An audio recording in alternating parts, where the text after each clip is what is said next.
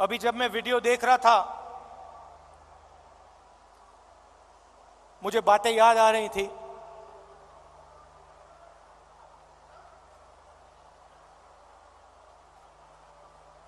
Video में आपने देखा होगा पंजाब में एक मैकेनिक आकर मुझसे मिला।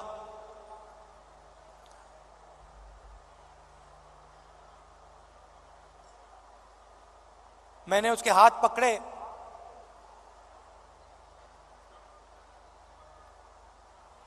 और सालों की जो तपस्या थी उसकी, सालों का जो दर्द था, जो खुशी, जो दुख, जैसे ही मैंने उसके हाथ पकड़े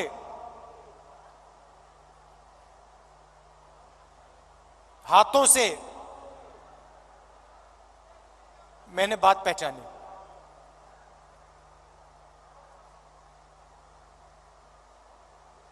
वैसे ही लाखों किसानों के साथ जैसे ही हाथ पकड़ते थे, जैसे ही हाथ मिलाते थे, गले लगते थे, एक ट्रांसमिशन सा हो जाता था। शुरुआत में बोलने की जरूरत होती थी, क्या करते हो, कितने बच्चे हैं, क्या मुश्किलें हैं। ये एक डेढ़ महीना चला, उसके बाद बोलने की जरूरत नहीं होती थी।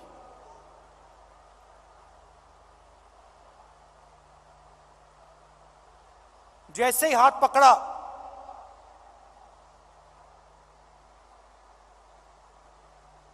गले लगे,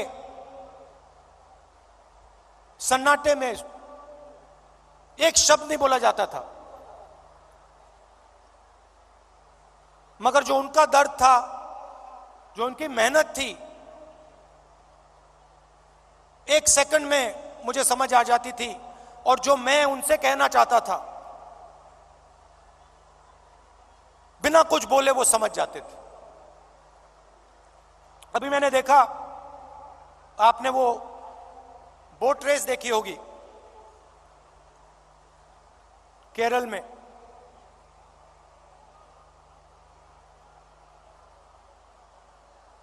उस समय जब मैं बोट में बैठा था,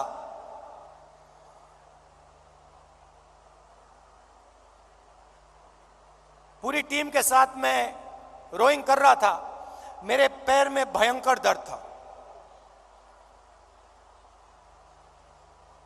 मैं उस फोटो में मुस्कुरा रहा हूं, मगर मेरे दिल के अंदर रोना आ रहा था, इतना दर्द था।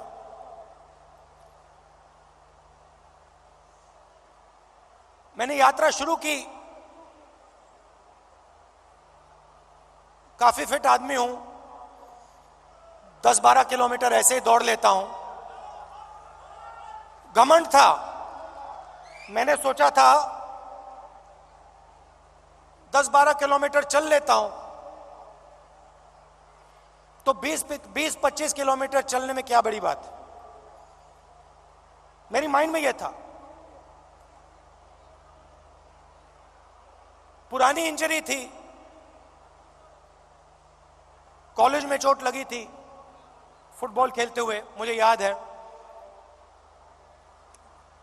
मैं दौड़ रहा था, मेरे दोस्त ने पीछे से अड़ंगी मार दी और घुटने में चोट लगी।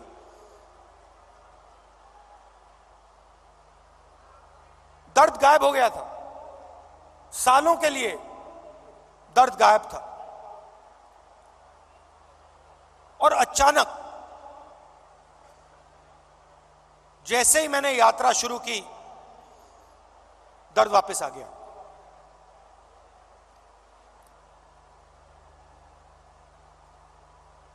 आप मेरे परिवार हो तो मैं कह सकता हूं आपसे,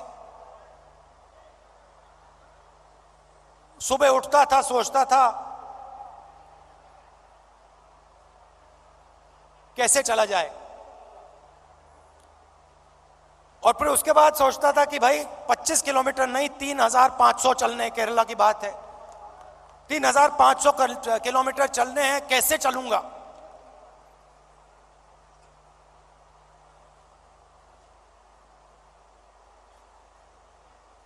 और फिर कंटेनर से उतरता था, चलना शुरू करता था, लोगों से मिलता। तो पिछले पहले 10-15 दिन में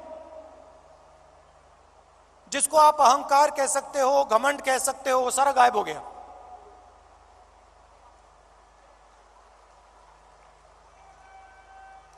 क्यों गायब हुआ?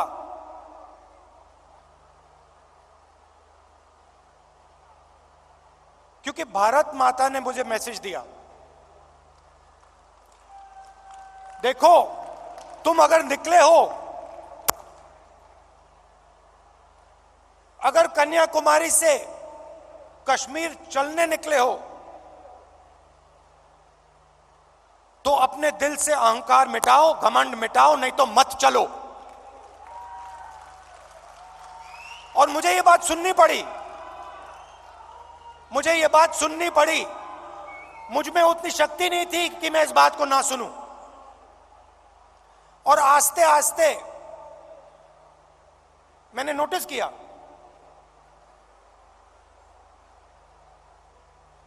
मेरी आवाज चुप होती गई। पहले किसान से मिलता था, मैं उसको अपना ज्ञान समझाने की कोशिश करता था। थोड़ी जो मुझ में जानकारी है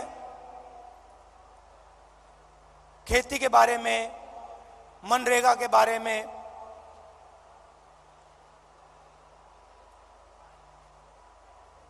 फर्टिलाइजर के बारे में, मैं कहने की कोशिश करता था।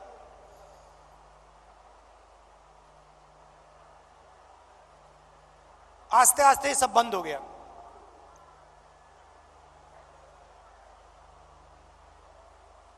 शांति सी आ गई।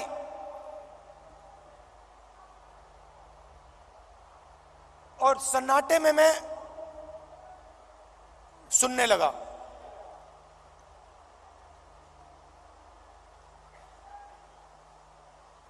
ये आस्ते आस्ते आस्ते आस्ते ये बदलाव आया।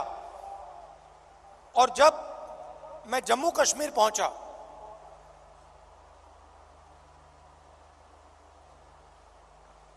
वो भी अजीब सी बात थी। जब मैं जम्मू कश्मीर पहुंचा, मैं बिल्कुल चुप हो गया।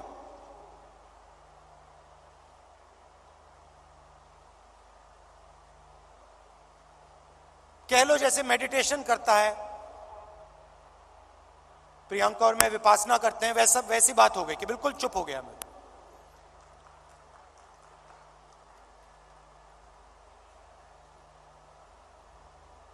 मां बैठी हैं,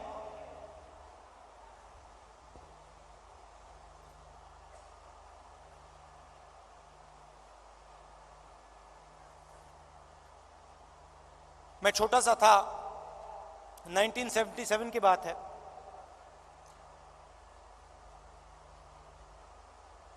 चुनाव आया, मुझे चुनाव के बारे में कुछ मालूम नहीं था, 6 साल का था मैं। एक दिन घर में अजीब सा माहौल था। मैं मां के पास गया, बैठी हुई हैं, इधर नहीं देख रही हैं।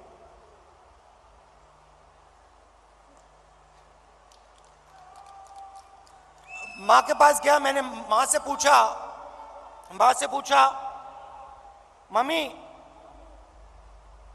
क्या हुआ? और मां कहती हैं हम घर छोड़ रहे हैं। तब तक मैं सोचता था कि वो घर हमारा था। तो मैंने मां से पूछा, मां हम अपने घर को क्यों छोड़ रहे हैं?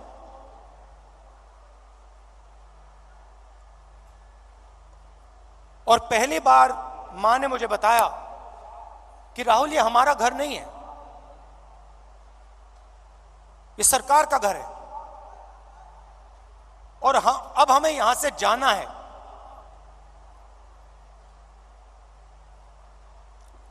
मैंने मां से पूछा, मां कहां जाना है? कहती है नहीं मालूम।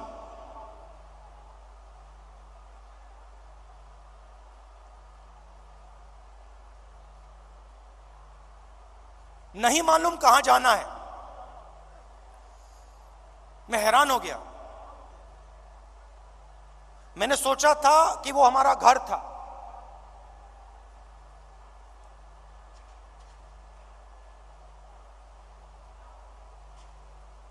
बावन साल हो गए,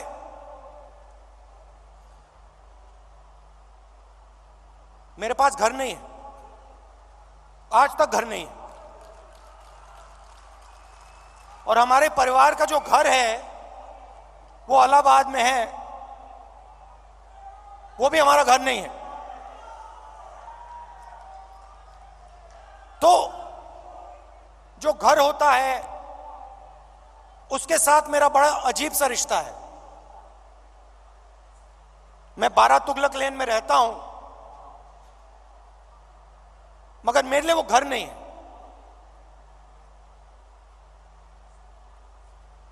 तो जब मैं निकला, कन्याकुमारी से निकला, मैंने अपने आप से पूछा कि भाई मेरी जिम्मेदारी क्या बनती है। अब मैं चल रहा हूं, भारत का दर्शन करने निकला हूं, भारत को समझने के लिए निकला हूं। हजारों लाखों लोग चल रहे हैं, भीड़ है, मेरी क्या जिम्मेदारी है?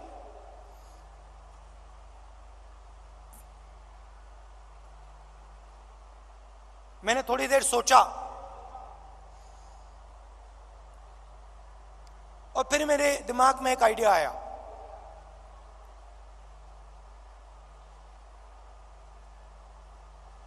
मेरे ऑफिस के लोगों को मैंने बुलाया जो मेरे साथ थे, मेरे साथ चल रहे थे। मैंने उनको कहा, देखिए यहां पे हजारों लोग चल रहे हैं, धक्का लगेगा, लोगों को चोट लगेगी, बहुत भीड़ है। हमें एक काम करना है, मेरे साइड में, मेरे सामने 20-25 फुट आगे, इस तरफ 20-25 फुट, इस तरफ 20-25 फुट, ये जो जगह है, ये जो खाली जगह है जिसमें हिंदुस्तान के लोग आएंगे, हमसे मिलने आएंगे,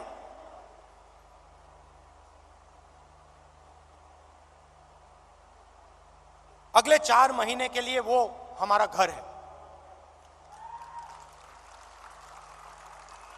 मतलब ये घर हमारे साथ चलेगा।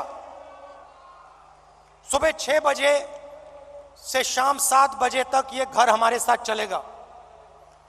और मैंने सबसे कहा, देखिए इस घर में जो भी आएगा, अमीर हो गरीब हो,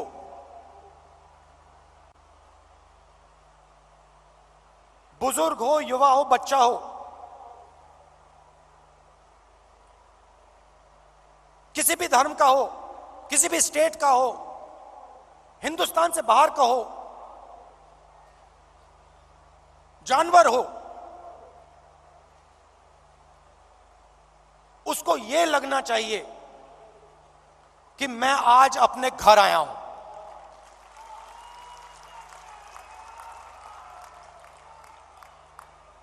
और जब वो यहां से जाए, उसे लगना चाहिए कि मैं अपने घर को छोड़ के जा रहा हूं। छोटा सा आइडिया था, मगर इसकी गहराई मुझे तब नहीं समझ आई।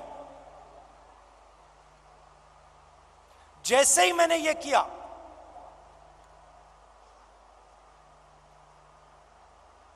जिस दिन मैंने ये किया,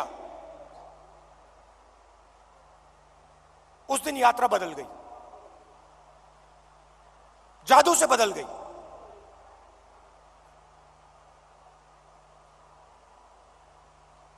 लोग मेरे साथ राजनीतिक बात नहीं कर रहे थे। मैंने क्या क्या सुना मैं आपको बता भी नहीं सकता हूं।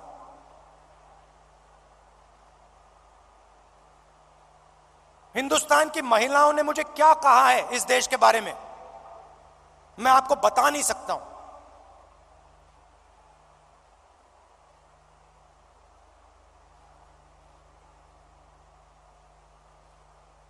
युवाओं के दिल में डर क्या है, कैसा है, मैं आपको बता नहीं सकता, समझा नहीं सकता। कह सकता हूं मगर बता समझा नहीं सकता हूं। कितना बोझ उठा रहे हैं।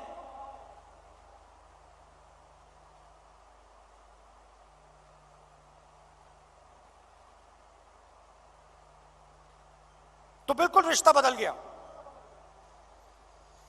एक उदाहरण देता हूं, पता नहीं आपने शायद नहीं देखा। चल रहे थे हम सुबह सुबह,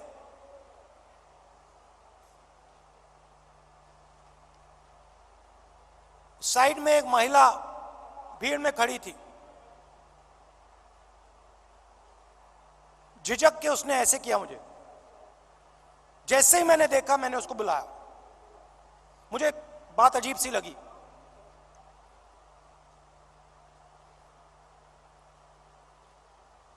मेरे पास आई, मैंने हाथ पकड़ा, मुझे एकदम मालूम पड़ गया कि कुछ ना कुछ गलत है। जैसे मैं प्रियंका का हाथ पकड़ता हूं वैसे मैंने उसका हाथ पकड़ा था। कोई फर्क नहीं। मैंने सोचा उस समय, मैंने उस समय सोचा ये मेरी बहन नहीं है, ये मैं क्या कर रहा हूं? जो मेरा प्यार मेरी बहन के लिए है मैं इसको कैसे दे रहा हूं? अजीब सा लगा।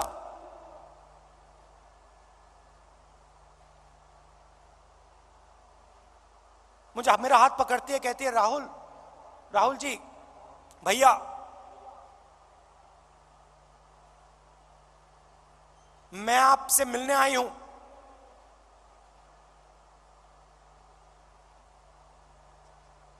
क्या बात है?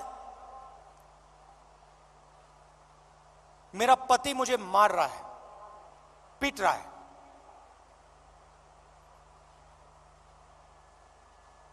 मैंने कहा कब? कहती है अभी वो मुझे मार रहा था, मैं घर से भागी हूं आपसे मिलने। तो मैंने कहा कि पुलिस को बुलाएं। कहती है नहीं, पुलिस को नहीं बुलाइए।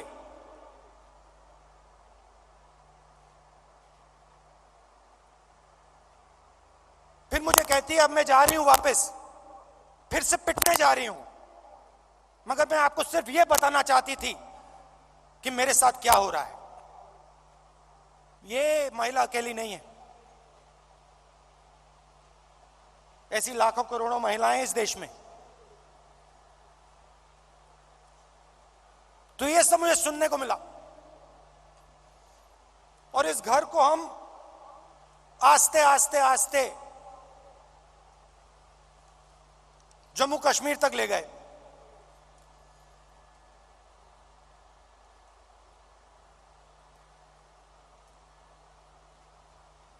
पता नहीं, शायद मेरा परिवार सालों पहले वहां से आया।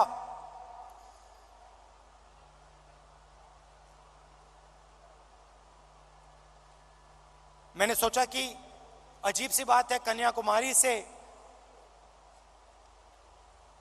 कश्मीर तक मैं ये इस छोटे से घर को ले जा रहा हूं और यहां मुझे लग रहा है कि मैं वापस अपने घर जा रहा हूं।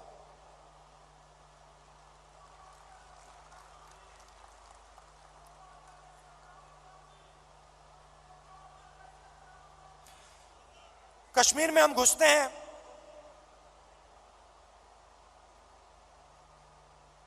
वैली से पहले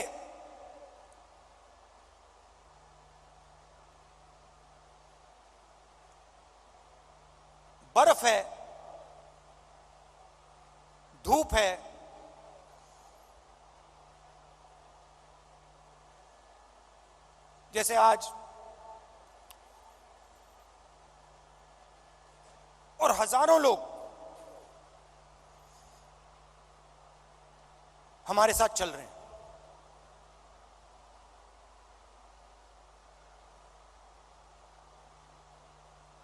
एक लड़का आता है मेरे पास, मेरे साथ चलता है और मुझसे कहता है, राहुल जी मैं आपसे एक सवाल पूछना चाहता हूं। मैंने कहा क्या? कहता है, राहुल जी जब कश्मीर के लोगों को दुख होता है, जब हमारे दिल में चोट लगती है,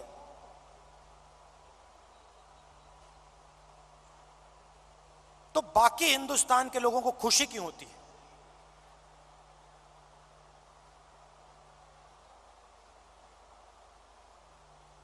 मैंने कहा गलतफहमी में हो, ऐसी कोई बात नहीं है। मैं कन्याकुमारी से यहां तक आया हूं, मैं दावा दे के कह सकता हूं कि करोड़ों लोगों के दिल में यह भावना नहीं है। करोड़ों लोग हर हिंदुस्तानी के दर्द के साथ, हर हिंदुस्तानी के साथ खड़े हैं। चुने हुए लोग हैं। मैंने कहा चुने हुए लोग हैं जो खुश होते हैं।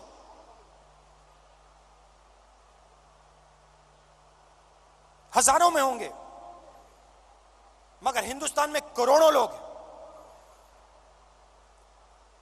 मेरी आंख में आंख मिलाता है, कहता है, राहुल जी आज आपने मुझे बहुत खुश कर दिया। आपने मुझे बहुत खुश कर दिया।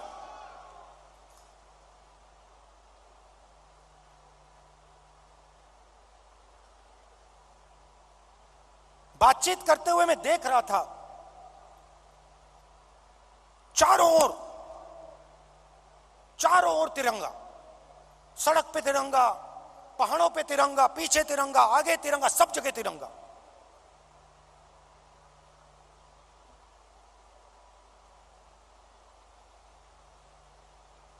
फिर हम वैली में घुसे। वैली में घुसते हैं,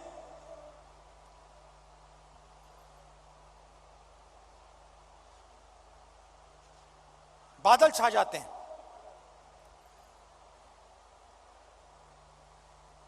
धूप गायब हो जाती है और जैसे ही हम घुसते हैं, पुलिस वालों ने हमें कहा था कि 2000 लोग आएंगे। मेरे सिक्योरिटी वालों ने सोचा था 2000 लोग आएंगे। जैसे ही हम घुसते हैं, वहां पे 40,000 लोग खड़े हैं।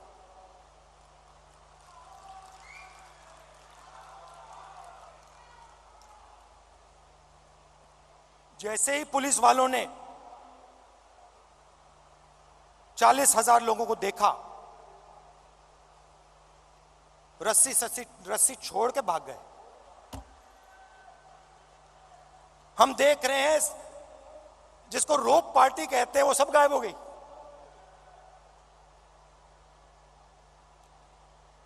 सब गायब हो गई।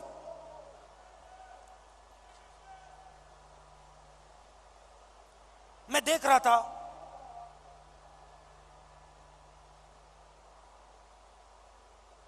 हिंदुस्तान के सबसे टेररिस्ट इन्फेस्टेड जिले में जहां भी आप देखो, तिरंगा तिरंगा तिरंगा तिरंगा तिरंगा, सब जगह। कौन उठाए थे तिरंगा? हमारे पास सिर्फ 125 यात्री थे। कश्मीर के लोग तिरंगा उठाए थे। एक ने नहीं उठाया था, हजारों ने उठा रखा था। और यही कहानी पूरे कश्मीर में, अनंतनाग, पुलवामा,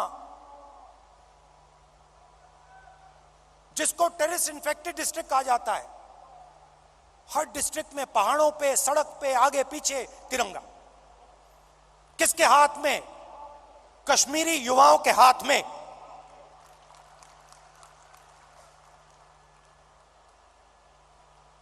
सीआरपीएफ के लोग मुझसे कह रहे हैं भैया ये तो हमने कभी जिंदगी में नहीं देखा, ये क्या हो गया।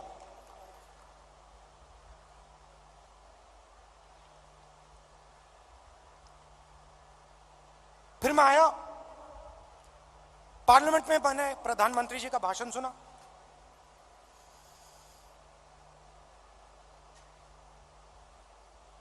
कहते हैं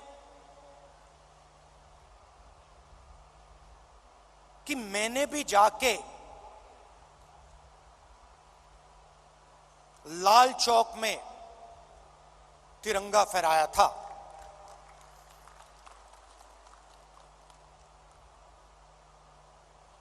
मैं सुन रहा था, मैंने सोचा देखिए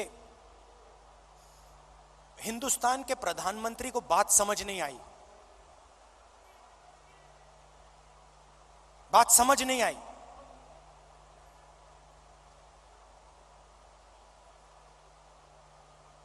नरेंद्र मोदी जी ने बीजेपी के 15-20 लोगों के साथ जाकर लाल चौक पे तिरंगा फहराया। भारत जोड़ो यात्रा ने लाखों कश्मीरी युवाओं के हाथ से तिरंगा फहराया।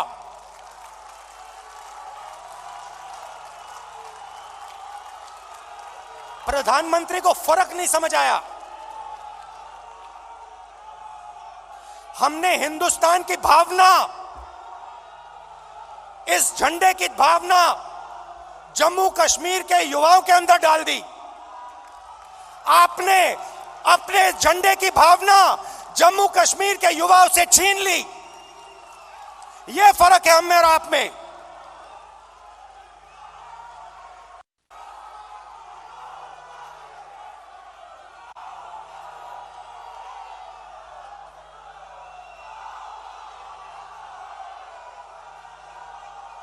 ये जो झंडा है, ये जो तिरंगा है, ये दिल की भावना है, ये दिल के अंदर से आती है। हमने इस भावना को कश्मीर के युवाओं के दिल के अंदर जगाया। हमने उनसे नहीं कहा कि भैया तुम्हें तिरंगा लहराना है, तुम्हें तिरंगा उठा के चलना है, नहीं, किसी से नहीं कहा। अपने आप आए, हजारों लाखों आए और अपने हाथ में तिरंगा उठा के चले। क्यों चले? मैं आपको बताता हूं। कश्मीरी युवा ने मुझे कहा, मुझे कहता है राहुल जी आज मैं आपके साथ तिरंगा लिए चल रहा हूं। जानते हो क्यों? मैंने कहा क्यों? कहते क्योंकि आपने हम पर और मुझ पर भरोसा किया है। आपने अपना दिल हमारे लिए खोला है और हम अपना दिल आपके लिए खोलेंगे।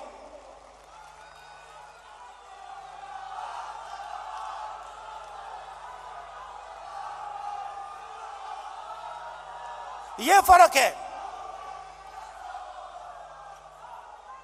हिंदुस्तान एक भावना है, एक सोचने का तरीका है, इज्जत है, आदर है, मोहब्बत है। और ये जो झंडा है, जो तिरंगा है, इसका इस भावना का ये चिन्ह है। और भारत जोड़ो यात्रा ने इस भावना को पूरे देश में फैलाया है। और यह काम राहुल गांधी ने नहीं किया है, यह काम कांग्रेस के कार्यकर्ता ने किया है, कांग्रेस के नेताओं ने किया है, हिंदुस्तान की जनता ने किया है।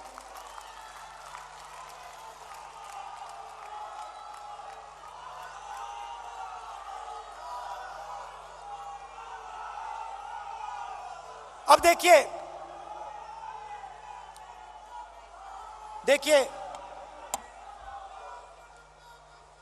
सरकार की सोच के बारे में आज आपको बताना चाहता हूं। कुछ दिन पहले इंटरव्यू में एक मंत्री ने कहा कि चाइना की इकोनॉमी हिंदुस्तान की इकोनॉमी से बड़ी है तो हम उनसे कैसे लड़ सकते हैं? चाइना की इकोनॉमी हिंदुस्तान की इकोनॉमी से बड़ी है तो हम उनसे कैसे लड़ सकते हैं?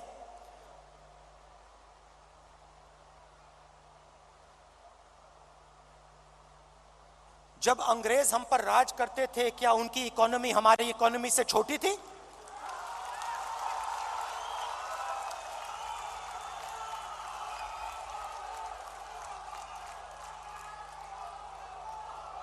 लड़ाई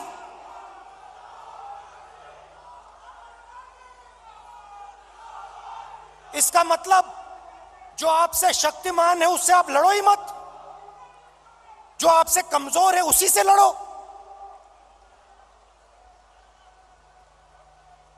इसको कायरता कहा जाता है।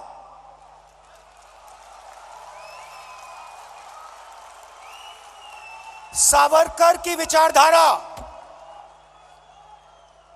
सावरकर की विचारधारा, अगर जो आपके सामने आपसे तगड़ा है, मजबूत है, तो उसके सामने अपना सिर झुका दो, मत्था टेक दो।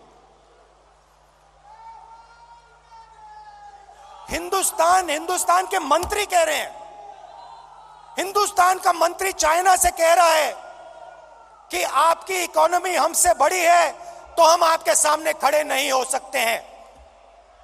इसको क्या नेशनलिज्म कहते हैं? इसको देशभक्ति कहते हैं क्या? ये कौन सी देशभक्ति है? ये कौन सी देशभक्ति है? जो आपसे कमजोर है उसको आप मारो और जो आपसे मजबूत है उसके सामने आप झुक जाओ। शब्द है इसके लिए। महात्मा गांधी कहते थे, सत्याग्रह की बात करते थे। सत्याग्रह का मतलब, सत्याग्रह का मतलब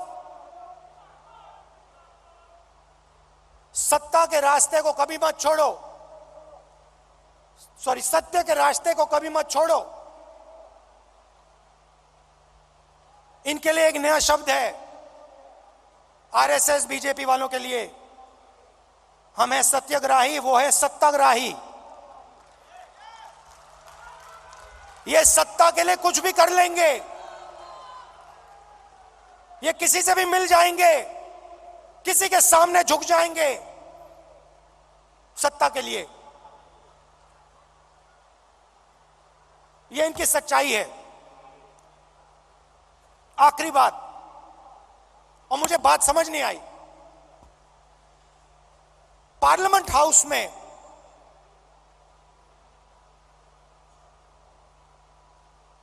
मैंने एक उद्योगपति पे आक्रमण किया, अदानी जी पे मैंने आक्रमण किया। मैंने कहा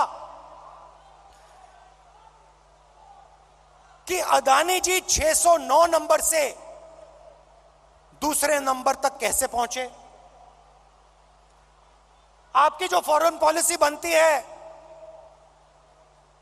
चाहे वो बांग्लादेश हो, चाहे वो इजराइल हो, ऑस्ट्रेलिया हो, श्रीलंका हो, सब जगह उनको फायदा मिलता है। इजराइल में सारे के सारे डिफेंस के कॉन्ट्रैक्ट मिल गए।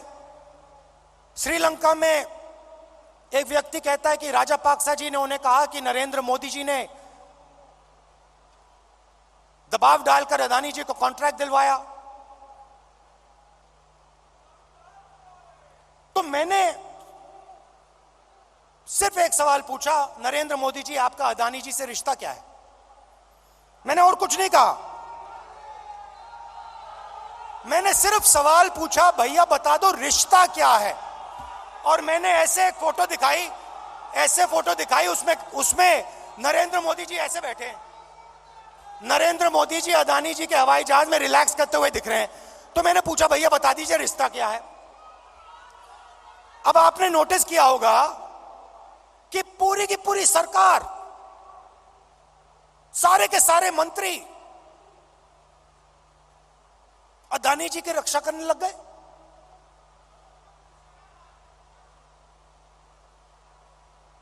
अदानी जी की रक्षा करने लग गए।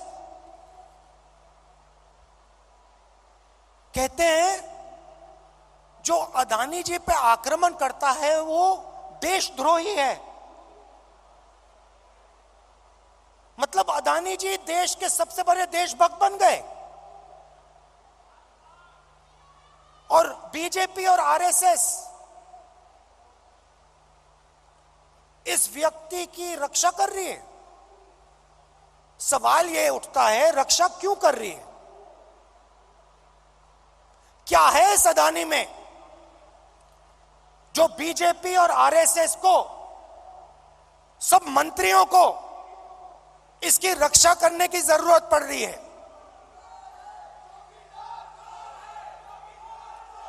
नहीं, सुनिए। और सबसे बड़ा सवाल ये जो शेल कंपनीज हैं,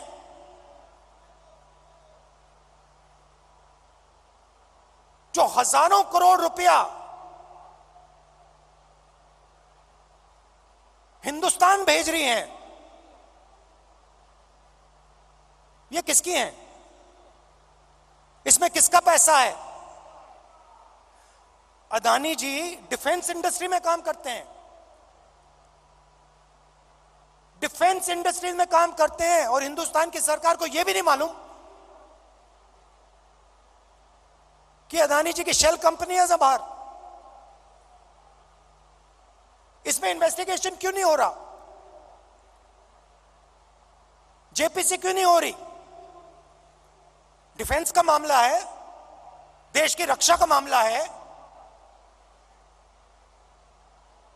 पता तो लगाना चाहिए ये पैसा किसका है, शेल कंपनीज किसकी हैं, मगर नहीं।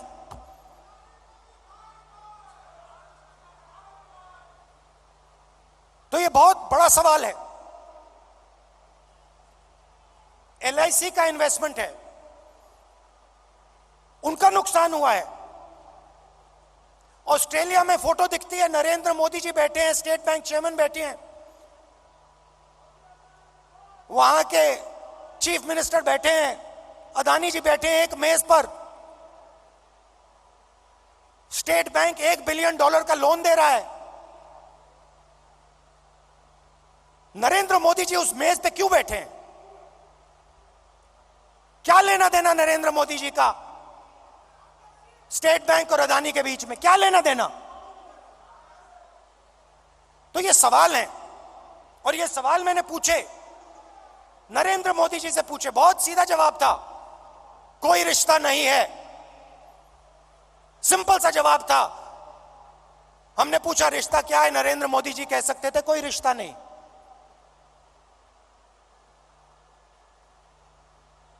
मगर रिश्ता है।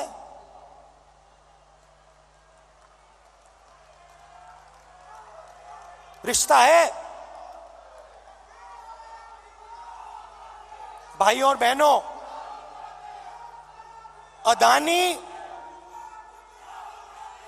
अदानी जी और मोदी जी एक हैं।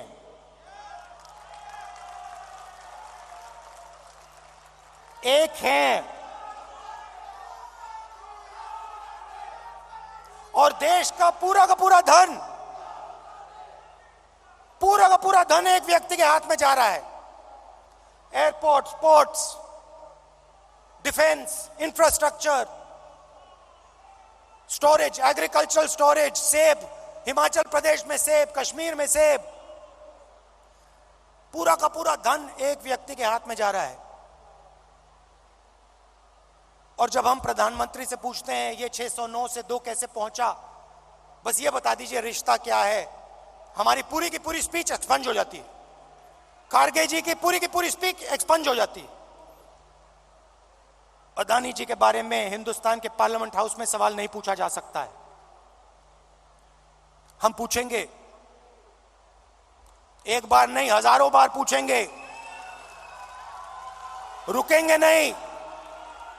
जब तक सच्चाई नहीं निकलेगी, अदानी जी की सच्चाई नहीं निकलेगी, तब तक हम नहीं रुकेंगे।